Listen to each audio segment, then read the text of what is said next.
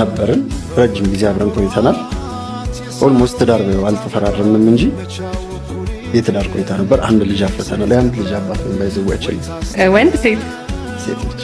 ደስ ይላል በጣም። እሷን በሩን ግድግዳ ያደረገች ከዛ ነገር ወጥክ ያለው እድል ገደነች ማለት ነው። ገደነች አንድ ልጅ አባት ነው። ከዛ ያው ሁለታችንም ትንሽ አደረገን።